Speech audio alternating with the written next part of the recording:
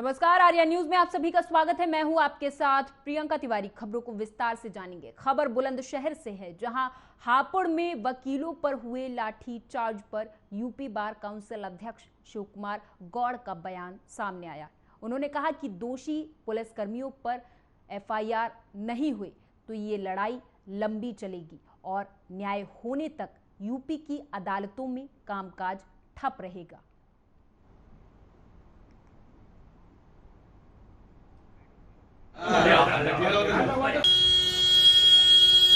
हापुड़ में बवाल नहीं बल्कि अधिवक्ताओं के साथ साजिश करके अधिवक्ताओं के साथ शांतिपूर्ण धरना प्रदर्शन के बाद जब अधिवक्ता अपने चैम्बरों को लौट रहे थे, बिल्कुल कचहरी के गेट पे, जिला न्यायालय के गेट पर अधिवक्ताओं के साथ बर्बरतापूर्वक लाठीचार्ज की गई और महिला अधिवक्ताओं को भी नहीं बख्शा गया। वो जो अधिवक्ता हमारे नाली में इधर उधर गिर रही तो उन पर गिरे हुओं पर लाठी बरसाई जा रही थी। इससे पूरे प्रदेश के अधिवक्ताओं में बहुत बेहद आक्रोश है।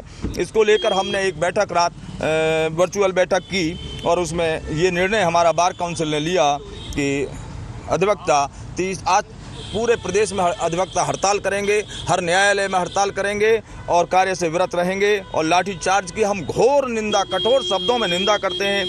48 घंटे के अंदर हमने सरकार को अल्टीमेटम भी भेज दिया। 48 घंटे के अंदर अंदर लाठीचार्ज में जो लिप्त अधिकारी हैं, कर्मचारियों के खिलाफ एफआईआर दर्ज हो, उनके खिलाफ जेल भेजने की कार्रवाई की जाए और जो हमारे अधिवक्ता घायल हुए हैं उनका समुचित इलाज की व्यवस्था की जाए। साथ ही हमने लखनऊ के अधिवक्ताओं को भी एक पत्र जारी कर दिया है कि लखनऊ और आसपास के अधिवक्ता मिल करके हमारा मुख्यमंत्री महोदय को भी एक ज्ञापन दें। ठेका मुलाजिम संघर्ष मोर्चा पंजाब के बैनर तले अलग अलग सरकारी विभागों के आउटसोर्स और एनलिस्टमेंट ठेका मुलाजिमों ने खेल वतन पंजाब की सीजन 2 का उद्घाटन करने पहुंचे मुख्यमंत्री भगवंत सिंह मान को मिलकर अपना दुख सुनाया। लेकिन हमेशा की तरह ही पुलिस प्रशासन ने ठेका मुलाजिमों को डीएवी कॉलेज के मुख्य गेट के आगे पुलिस बसों को बैरिकेड लगाकर घेर लिया।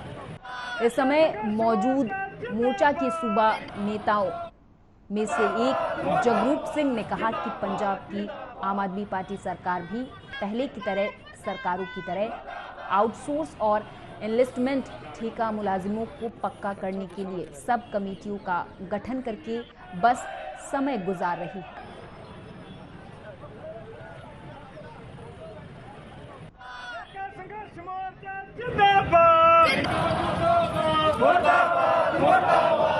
ਅੱਜ ਤਾਂ ਇਹੀ ਕਹਿਣਾ ਚਾਹਾਂਗੇ ਵੀ ਜਿਹੜੀ ਸਰਕਾਰ ਆਈ ਸੀਗੀ ਕਹਿੰਦੇ ਸੀ ਅਸੀਂ ਲੋਕਾਂ ਦੇ ਆਂਗੇ, ਪਰ ਆ ਇੱਕ ਪਾਸੇ ਬੈਰੀਗੇਟ ਸਾਡੇ ਕਮਾਂਡੋ ਦਾ ਲਾਇਆ ਹੋਇਆ ਹੈਗਾ। ਵੱਡੇ ਵੱਡੇ ਅਧਿਕਾਰੀ ਵੀ ਆਏ ਹੋਏ ਨੇ, ਇਹਨਾਂ ਨੂੰ ਵੀ ਦਿਖਾਇਆ ਅਸੀਂ ਅੱਜ 15 ਜਿਹੜੇ 16 ਲੈਟਰ ਸਾਨੂੰ ਉਹਨਾਂ ਨੂੰ ਦਿਖਾਇਆ ਹੈਗਾ। ਉਹ ਮੀਟਿੰਗ ਦਾ ਕਹਿੰਦੇ ਸੀ ਅਸੀਂ ਮੀਟਿੰਗ ਕਰ ਲਓ, ਪਰ ਅਸੀਂ ਕਿਹਾ ਵੀ ਆ 16 ਮੀਟਿੰਗਾਂ ਨਹੀਂ ਹੋਈਆਂ ਤੇ ਇਸ ਮੀਟਿੰਗ ਤੇ ਕਿਵੇਂ ਭਰੋਸਾ ਕਰ ਲਈਏ। ਮੁੱਖ ਮੰਤਰੀ ਐਲਾਨ ਕਰਨ ਵੀ ਆਊਟਸੋਰਸ ਮੁਲਾਜ਼ਮ ਜਿੰਨੇ ਵੀ ਉਹਨਾਂ ਨੂੰ ਜਿਉਣ ਜੋਗੀ ਤਨਖਾਹ ਦੇਵਾਂਗੇ ਤੇ ਉਹਨਾਂ ਨੂੰ ਵਿਭਾਗ 'ਚ ਲਿਆ ਕੇ ਰੈਗੂਲਰ ਕਰਾਂਗੇ ਜਿਵੇਂ ਪਹਿਲਾਂ ਕਰਦੇ ਹੈਗੇ। ਇਹ ਸਾਡੀ ਅੱਜ ਮੰਗ ਹੈ। ਜੇਕਰ ਮੰਗ ਨਹੀਂ ਮੰਨੀ ਜਾਂਦੀ, ਜੇ ਮੰਗ ਨਹੀਂ ਮੰਨੀ ਜਾਂਦੀ ਤਾਂ ਜਿੱਥੇ ਪਹਿਲਾਂ ਸੰਘਰਸ਼ ਲੜਦੇ ਆ ਰਹੇ ਹਾਂ 20-22 ਸਾਲਾਂ ਤੋਂ, ਤਾਂ ਇਹ ਵੀ ਇਸ ਸਰਕਾਰ ਦੇ ਖਿਲਾਫ ਵੀ ਸਾਨੂੰ 1.5 ਸਾਲ ਹੋ ਗਿਆ ਮੰਗ ਪੱਤਰ ਵੀ ਦਿੱਤੇ ਹੈਗੇ ਅਸੀਂ ਤੇ ਇਹਦੇ ਸੰਘਰਸ਼ ਵੀ ਕਰ ਰਹੇ ਹਾਂ ਅਸੀਂ। ਇਸ ਤੋਂ ਬਾਅਦ ਹੋਰ ਸਾਡੇ ਕੋਲ ਕੋਈ ਰਸਤਾ ਹੈ ਨਹੀਂ ਗਾ। ਰੋਸ ਮਾਰਚ ਕੀਤਾ ਗਿਆ ਕਿਉਂਕਿ ਲਗਾਤਾਰ ਜਿਹੜੇ ਆਊਟਸੋਰਸ ਮੁਲਾਜ਼ਮ, ਇਨਵੈਸਟਮੈਂਟ ਮੁਲਾਜ਼ਮਾਂ ਵੱਖ-ਵੱਖ ਡਿਪਾਰਟਮੈਂਟਾਂ 'ਚ ਸੇਵਾ ਨਿਭਾ ਰਹੇ ਆ, ਪਰ ਜਿਹੜੇ ਮੁੱਖ ਮੰਤਰੀ ਸਾਹਿਬ ਜਾਂ ਇਦੋਂ ਪਿਛਲੀਆਂ ਸਰਕਾਰਾਂ ਵਾਲਾ ਜਿਹੜਾ ਵਰਤੀਰਾ ਉਹੀ ਲਾਗੂ ਰੱਖ ਰਿਹਾ। 1.5 ਸਾਲ ਹੋ ਗਿਆ, 1.5 ਸਾਲ 'ਚ 16 ਵਾਰ ਲਿਖਤੀ ਮੀਟਿੰਗਾਂ ਦਿੱਤੀਆਂ ਸਰਕਾਰ ਨੇ, ਇੱਕ ਮੀਟਿੰਗ ਵੀ ਕੀਤੀ ਨਹੀਂ, ਨਾ ਕੋਈ ਮਸਲੇ ਦਾ ਹੱਲ ਕੀਤਾ। ਇਹ ਲਗਾਤਾਰ ਕਹਿ ਰਿਹਾ ਅਸੀਂ ਤੁਹਾਡੇ ਆ, ਸਾਡੇ ਕੋਈ ਨਹੀਂ। ਇਹ ਕਾਰਪੋਰੇਟ ਘਰਾਣਿਆਂ ਦੇ ਜਿਨ੍ਹਾਂ ਦੇ ਕੰਪਨੀਆਂ ਨੂੰ ਸਾਧਿਆ ਵੱਡੀਆਂ ਨੂੰ, ਆ ਜਿਹੜੇ ਠੇਕੇਦਾਰਾਂ ਦੇ ਲੱਗੇ ਹੋਏ ਆ, ਕੰਪਨੀਆਂ 'ਚ ਲੱਗੇ ਹੋਏ 9-9 ਹਜ਼ਾਰ ਤੇ ਕੰਮ ਕਰਦੇ ਆ, ਉਹੀ ਕੰਮ ਕਰਦਾ ਜਿਹੜਾ ਰੈਗੂਲਰ ਮੁਲਾਜ਼ਮ ਕਰਦਾ। ਪਰ ਲਗਾਤਾਰ ਇਹ ਸਿਰਫ ਗੱਲਾਂ ਦੇ ਕੜਾਹ ਬਣਾ ਰਹੇ ਆ, ਦੇਣ ਲੈਣ ਨੂੰ ਕੁਛ ਨਹੀਂਗਾ। ਅਸੀਂ ਲਗਾਤਾਰ ਜਿਹੜੀ ਠੇਕੇਦਾਰ ਆਊਟਸੋਰਸ ਮੁਲਾਜ਼ਮ ਆ, ਇਨਵੈਸਟਮੈਂਟ ਮੁਲਾਜ਼ਮ ਆ, ਉਹ ਠੇਕੇਦਾਰਾਂ ਨਾਲ ਹੀ ਚੱਕੀ 'ਚ ਪਿਸ ਰਹੇ ਆ, ਨਗੂਣੀਆਂ ਤਨਖਾਹਾਂ ਤੇ ਗੁਜ਼ਾਰਾ ਕਰ ਰਹੇ ਆ। ਇਹ ਕੋਈ ਗੱਲ ਨਹੀਂ, ਆਉਣ ਵਾਲੇ ਦਿਨਾਂ 'ਚ ਜੇ ਇਹ ਲੋਕਾਂ ਨੇ ਜਿਤਾਇਆ, ਲੋਕਾਂ ਦੇ ਘਰੇ ਆਉਣਾ। ਜੇ ਅੱਜ ਸਾਡੇ ਨਾਲ ਐਂ ਕਰ ਰਹੇ ਆ, 1.5 ਸਾਲ ਹੋ ਗਿਆ ਉੱਥੇ ਜਾਂਦੇ ਆ ਮੀਟਿੰਗ ਕਰਨ, ਮੀਟਿੰਗ ਕਹਿੰਦੇ ਹੈ ਨਹੀਂ, ਉੱਥੇ ਜਾ ਕੇ ਖਰਚਾ ਕਰਕੇ ਜਾਂਦੇ ਆ, 100 ਰੁਪਇਆ ਫੰਡ ਕਟਾਉਂਦੇ ਆ, ਉਹ ਫੰਡ 'ਚੋਂ ਅਸੀਂ ਮੀਟਿੰਗ ਕਰਨ ਜਾਂਦੇ ਆ। ਉੱਤੋਂ ਇਹ ਕਹਿੰਦੇ ਤੁਹਾਡੇ ਹੀ ਆ, ਅਸੀਂ ਬਗਾਨੇ ਨਹੀਂ ਹੈਗੇ, ਸਾਡੇ ਕੋਈ ਨਹੀਂ, ਇਹ ਕਾਰਪੋਰੇਟ ਘਰਾਣਿਆਂ ਦੇ ਆ। ਆਉਣ वाले दिनों साडे घरां च आउणा, फिर वेखांगे किवें आउंदे आ। शिवपुरी जिले के पोहरी विधानसभा क्षेत्र के पूर्व जनपद उपाध्यक्ष और सिंधिया समर्थक अरविंद धाकड़ ने आज बीजेपी की प्राथमिक सदस्यता से इस्तीफा दे दिया है। अरविंद धाकड़ का कहना है कि पोहरी क्षेत्र में बीजेपी के लिए विकास के नाम पर वोट मांगे गए थे, लेकिन पोहरी में बीजेपी के विधायक सुरेश धाकड़ राजखेड़ा, जो बाद में PWD राज्य मंत्री बने, जिनके द्वारा क्षेत्रीय जनता का विकास न करते हुए उन्होंने स्वयं का विकास किया। इस क्षेत्र में जनता की कोई सुनवाई नहीं होती है।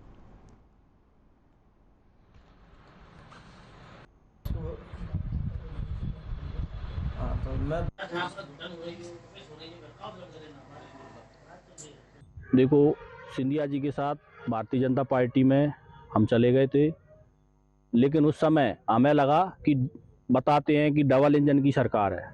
तो उपचुनाव हुए, उपचुनाव में क्षेत्र में गए, पब्लिक से वोट मांगे। हमने जाए कि पब्लिक से वोट मांगे कि डबल इंजन की सरकार है, विकास होगा। विकास के खूब वादे किए, लेकिन जब जीतने के बाद जब क्षेत्र में हम गए तो बाद में कोई विकास की बात नहीं, भ्रष्टाचार ही भ्रष्टाचार चारों बल। तहसील में भी चले जाओ तो भी भ्रष्टाचार, किसी भी व्यक्ति का हितग्राही का काम नहीं होता है। जनपद में चले जाओ तो हितग्राही का काम नहीं होता है, थाने पे चले जाओ तो दलाली का काम है, क्षेत्र में चले जाओ तो विकास की कोई बात नहीं। ऐसे तैसे जो भी विकास हुए हैं, मैं आपको दावे के साथ कह सकता हूँ उनकी जांच हो जाए, 1 साल में धाराशाही होगा। शिवपुरी पुलिस अधीक्षक रघुवंश कुमार सिंह भदौरिया के द्वारा जिले में अवैध मादक पदार्थ और अवैध शराब के खिलाफ सख्त कार्रवाई के निर्देश पर करेरा पुलिस की लगातार शराब कारोबारियों पर कार्रवाई जारी है।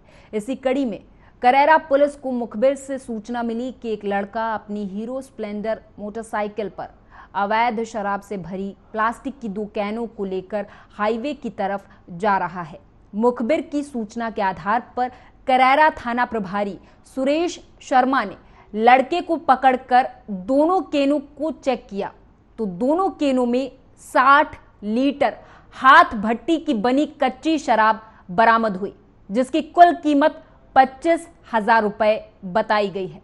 हालांकि पुलिस ने शराब और मोटरसाइकिल को जब्त कर लिया है और लड़के के खिलाफ आबकारी एक्ट के तहत मामला दर्ज कर उससे पूछताछ शुरू कर दी है।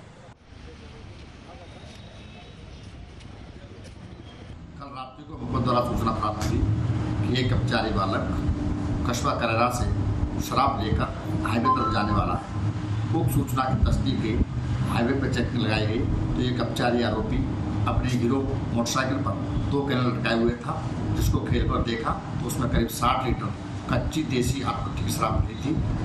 अपचारी आरोपी के खिलाफ 34 की कार्रवाई की गई है।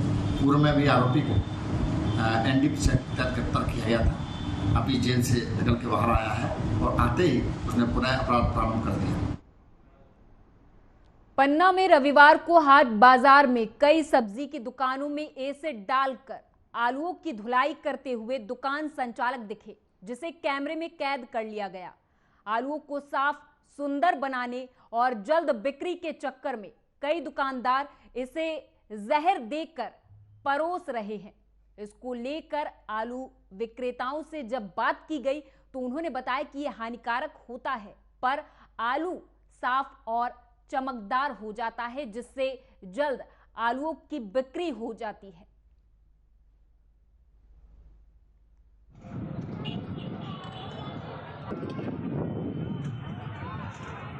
एसिड से आलू धुलते हैं उनको धुलना नहीं चाहिए।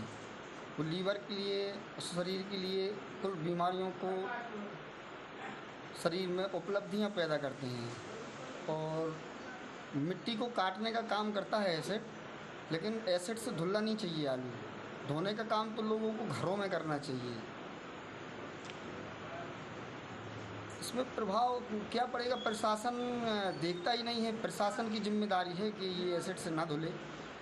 ख़ास तौर पर नगरपालिका का काम है, जो सब्जियां एसिड से धुलती हैं और भी सामान धुलते हैं एसिड से, तो वो सारी चीज़ें बंद होनी चाहिए। तो इससे मतलब कितनी बीमारियां फैलेंगी?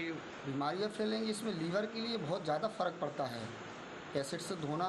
अब कई लोग ऐसे होते हैं जो आलू को धोते नहीं हैं, सीधा ऐसे ही बना लेते हैं। उबाला ऐसे ही कर दिया। चाट वाले हैं, फुल्की वाले हैं, होटल वाले हैं, कई लोग हैं ऐसा कि धोते नहीं उसको, ऐसे ही करते जिसमें एसिड लगा हुआ होता है। मैं एक आम नागरिक के कारण ये कहता हूँ कि जो बाज़ार में आलू आते हैं वो जैसे मेरे सुनने में आया और मैंने वीडियो देखा कि एक टॉयलेट क्लीनर से वो साफ़ किए जाते हैं, तो इससे निश्चित रूप से वो आलू कहीं ना कहीं केमिकल युक्त हो गए हैं और वो लोग खरीदेंगे, वो अपने बच्चों को खिलाएंगे, अपने घर ले जाएंगे तो अनेक बीमारियों को बच करेंगे और वो उनके स्वास्थ्य के लिए बहुत ख़राब होगा। तो मैं तो ये अपील करना चाहता हूँ कि जो भी आलू और जो भी सब्ज़ी अपने घर ले जाएँ वो अच्छे किस्म के ले जाएँ, अच्छे तरीके से ले जाएँ और व्यापारियों से मेरा ये अनुरोध है कि वो अच्छे तरीके से ग्राहकों तक चीज़ें पहुँचाएँ, टॉयलेट क्लीनर का इस्तेमाल मत करें। मैं मध्य प्रदेश के सागर जिले में अनुसूचित जाति की युवती के साथ छेड़छाड़ करने का विरोध करने पर युवती के भाई को पीट कर मौत के घाट उतारने और उसकी मां को निर्वस्त्र कर घुमाने के मामले को लेकर संपूर्ण प्रदेश में बवाल मचा हुआ है। इस मामले में 29 अगस्त को युवा कांग्रेस के द्वारा जिला स्तर पर धरना प्रदर्शन और पुतला दहन किया जा रहा है। इसी क्रम में पन्ना नगर के महेंद्र भवन चौक पर युवा कांग्रेस जिलाध्यक्ष स्वतंत्र प्रभाकर के नेतृत्व में सैकड़ों युवा कांग्रेस के कार्यकर्ताओं के द्वारा धरना प्रदर्शन दिया गया और बीजेपी सरकार के खिलाफ नारेबाजी करते हुए ये सभी नगरीय प्रशासन मंत्री भूपेंद्र सिंह का पुतला दहन करते हुए देखे गए।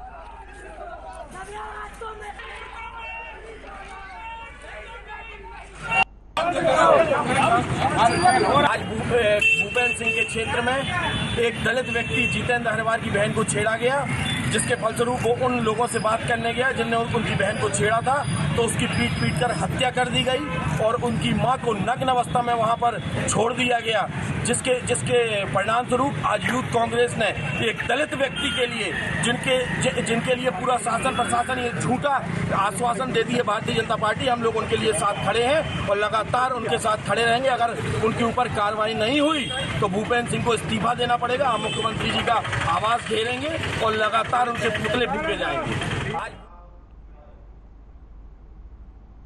पूरा देश रक्षाबंधन का पर्व मना रहा और प्रदेश के मुखिया शिवराज सिंह चौहान ने बहनों को राखी की अच्छी सौगात दी है। उन्होंने सबसे पहले बहनों के साथ राखी अच्छी तरीके से मनाई, इसके लिए उन्होंने अच्छी सौगात भी दी। इसके तहत बहनों के खातों में 250 रुपए की राशि में उन्हें एक सौगात ट्रांसफर कर दी गई है और इसका असर बाजारों में भी देखने को मिला, जब बाजारों में महिलाएं खरीदारी करने पहुंची, जिसके बाद दुकानदारों के चेहरे भी खिल उठे। इस दौरान हमारे संवाददाता ने राखी पर लोगों से बातचीत की। लोगों ने क्या कुछ कहा वो सुनाएंगे। बाद में राखी पर्व है तो इसको लेके क्या कहना चाहेंगे, कैसी रही, मतलब कैसी रही राखी है? जिस प्रकार से मुख्यमंत्री जी ने घोषणा की थी बहनों की राखी जो अच्छी बनेगी। हाँ, तो मुख्यमंत्री जी ने हमारे अच्छी घोषणा की, अच्छा गिफ्ट। तो लग रहा है कि इस बार जो राखी का पर्व जो है अच्छा रहेगा। हाँ, अभी जैसे अभी कुछ दिनों से तो थोड़ा ठंडा था, पर अभी आज और कल में थोड़ा अच्छा व्यापार हुआ, अच्छा था और कल भी अच्छा होने की आशा है। तो जिस प्रकार से मुख्यमंत्री जी ने जो घोषणा की थी कि राखी पर्व जो बहनों, उससे थोड़ी बहुत रौनक तो है, बहनों के पास पैसे आए, कुछ चर्चा तो कर ही रही है। लग रहा है आपको कि आज थोड़ा अभी तो ठीक है।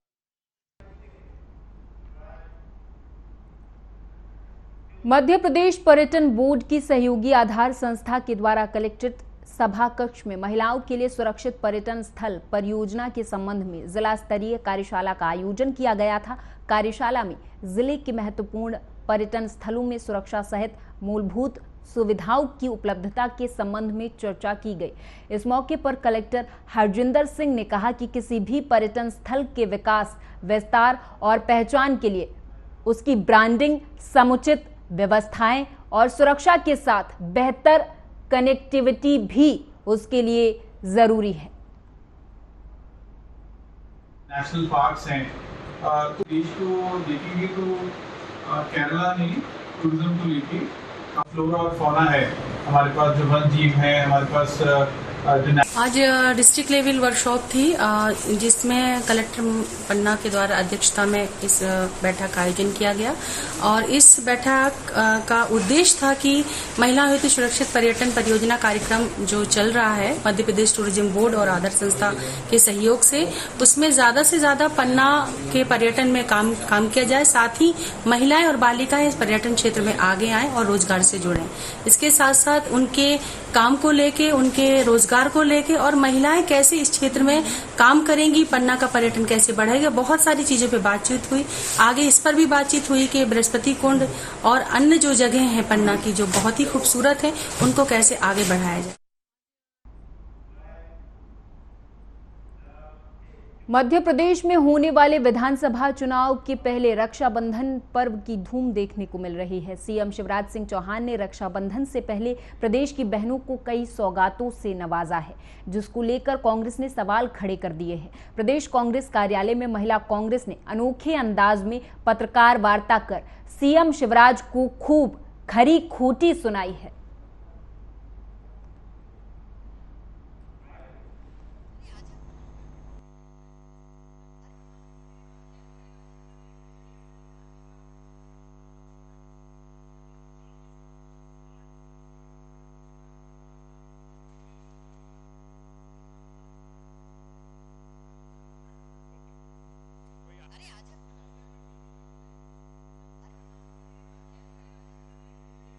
उन्होंने गैस सिलेंडर का 450 केवल सावन माह के लिए कहा है और सावन कल खत्म हो रहा है। आज तक गैस एजेंसियों के पास कोई आदेश नहीं है। हम तो कह रहे हैं कि पूरे सावन माह में जिन महिलाओं ने भी गैस सिलेंडर मंगाया है सबको वो 450 रुपए से दें और बाकी का पैसा उनके खाते में डालें।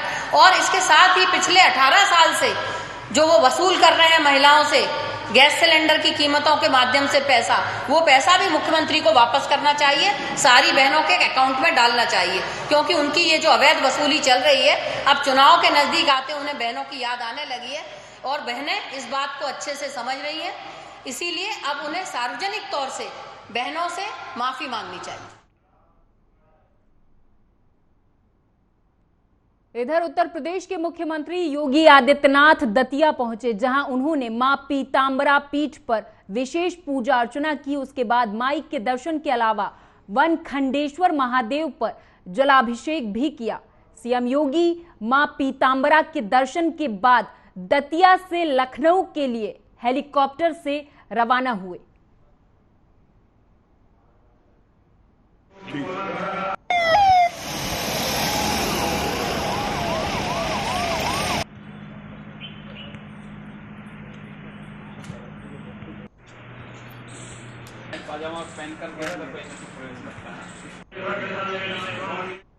छिंदवाड़ा के चांदनगर परिषद में बादगांव चौक पर पेंच टाइगर नेशनल पार्क की टीम के द्वारा नुक्कड़ कार्यक्रम का आयोजन किया गया था। इस कार्यक्रम में पेंच टाइगर नेशनल पार्क की टीम के द्वारा नगर के लोगों को रक्षा सूत्र बांधकर जानवरों के प्रति जागरूक किया गया। वहीं इस दौरान जनता को संदेश भी दिया गया कि बाघ और अन्य वन्य प्राणी की रक्षा की जाए, उन्हें शत्रु न समझें।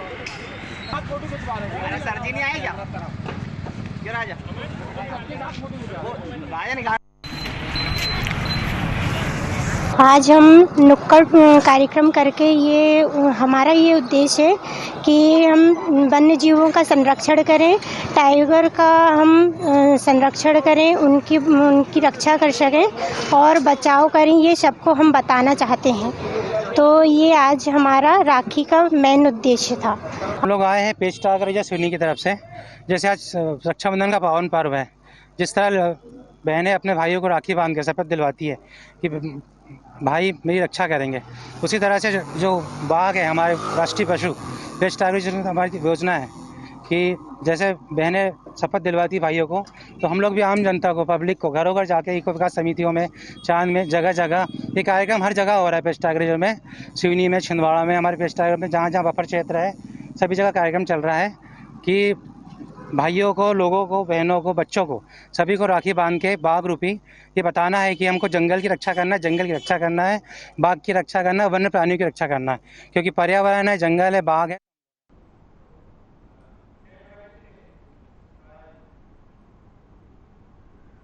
गाजियाबाद की थाना जीआरपी और आरपीएफ पुलिस ने संयुक्त कार्रवाई करते हुए रेलवे स्टेशन पर चोरी करने वाली महिलाएं पद्मीना खान, कीर्ति और सौरभ शर्मा को गाजियाबाद रेलवे स्टेशन से गिरफ्तार कर लिया है। तीनों मिलकर देश के विभिन्न रेलवे स्टेशनों पर यात्रियों के साथ चोरी की वारदात को अंजाम दे चुके हैं। सीओ जीआरपी सुदेश गुप्ता ने बताया कि रेलवे स्टेशन पर चोरी करने वाली 2 महिलाएं और 1 पुरुष जिन्हें गिरफ्तार कर लिया गया है और इनकी निशानदेही पर चोरी का माल और नकदी भी बरामद कर ली गई है।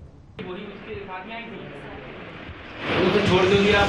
ये भी इसमें साथ में जुड़ी है, आपके भी आप सहयोग है। हमारे ADG railway Shri JN Singh साहब द्वारा अपराधियों के खिलाफ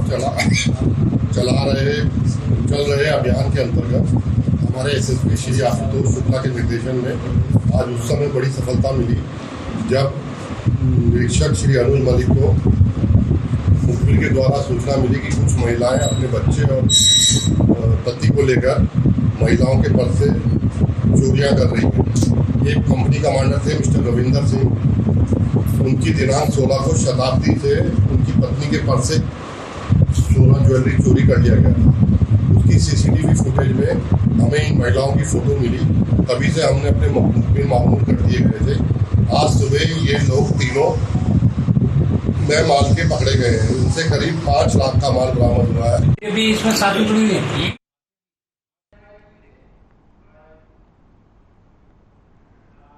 फिरोजाबाद थाना जुसराना SOG और सर्विलांस पुलिस टीम ने महिला की हत्या के मामले का सफल अनावरण करते हुए अभियुक्त प्रदीप को आला कत्ल के साथ उसे गिरफ्तार कर लिया है। आरोपी की निशानदेही पर आला कत्ल बरामद कर लिया गया है और आरोपी से अब पूछताछ जारी है।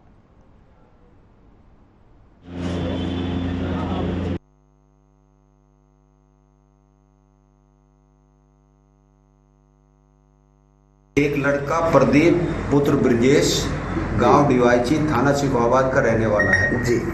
उसका एक लड़की जो नंगला मानसिंह की है उससे प्रेम संबंध थे। ठीक। उससे उसकी शादी होने वाली थी। ठीक। उसी लड़की से उसी गांव के जो मृतिका है कुसुमलता, उसका बेटा है मनीष जी, उसके भी मतलब उनसे बातचीत होती थी। उसके संबंध सुनने में आया कि संबंध थे। ठीक। इसी बात को लेकर इनमें विवाद होता था और प्रदीप कहता था कि आप मेरी इससे शादी होने वाली, आप इससे बात मत करिए।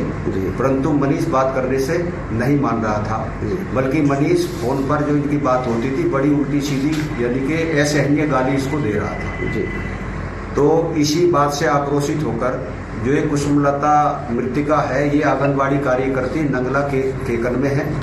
ये नंगला केकन से लगभग 1 बजे अपने गांव नंगला मानसिंह कच्चे रास्ते से जा रही थी।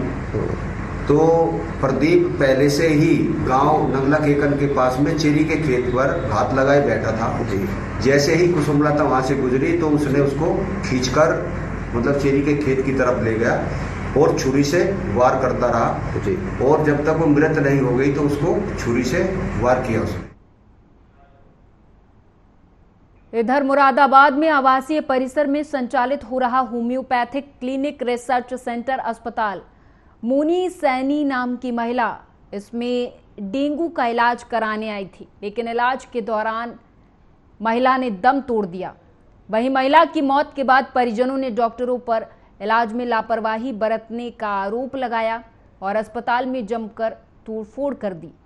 घटना की सूचना पाकर हालांकि मौके पर पहुंची पुलिस ने परिजनों को समझा बुझाकर शव को पोस्टमार्टम के लिए भेजा और अब मामले की छानबीन में पुलिस जुट गई है। पुलिस भी थी। घटना जी, हम कल अपनी सिस्टर को यहाँ पे एडमिट करने के लिए लाए थे, तो डॉक्टर साहब ने यहाँ पे एडमिट किया तो उसको मतलब पित्ते पे थोड़ी सूजन थी, थोड़ा डेंगू भी था, तो कल से अब थोड़ा आराम भी था, लेकिन अब आके रही है उसको सांस उखड़ रहा था, सांस प्रॉब्लम हो रही थी, उसे ऑक्सीजन की ज़रूरत थी और इतने में डॉक्टर साहब ने बोला भी था तो वो बोले टेंशन मत लो कुछ नहीं होगा और डॉक्टर साहब चले गए फिर घूमने कहीं। हमारी बहन टॉयलेट के लिए गई थी, उसके बाद उसका सांस बंद हो गया। घटना जी, हम ये जानकारी मिली है कि मोहनी नाम की जो स्त्री है यहाँ पर आपके क्या नाम है उसको डेंगू का बुखार था और जिसके अंतर्गत ये यहाँ पे भर्ती हुई थी। अब वो वर्तमान में इसकी क्या नाम है डेथ हो गई है। इनके परिवारजनों का आरोप है कि इसका जो सही प्रकार से इलाज नहीं किया गया था। वर्तमान में परिवारजन यहाँ पे उपस्थित हैं और उनकी क्या नाम है तहरीर के आधार पर ही जो आगामी जो कार्रवाई है वो कल की जाएगी। तो बताया कुछ कब भर्ती हुई थी, क्या हुआ था? बाकी तथ्यों की जानकारी कर रहे हैं क्योंकि अभी पूरे अभिलेख, क्योंकि डॉक्टर साहब नहीं है यहाँ पे, तो उनसे अभिलेख प्राप्त किए जा रहे हैं। लेकिन समान रूप से जानकारी मिली है कि ये पहले से बीमार थी, उसके बाद में यहाँ पे आके भर्ती हुई है। सब संभवतः कल यहाँ पे भर्ती हुई है। जो आपके कहने में गंभीर रूप से डेंगू, आपकी प्लेटलेट्स काफ़ी कम थी, तो जो भी परिस्थितियाँ रही होगी, लेकिन परिवारजनों को आरोप है कि इसका सही प्रकार से आपका इलाज नहीं किया गया।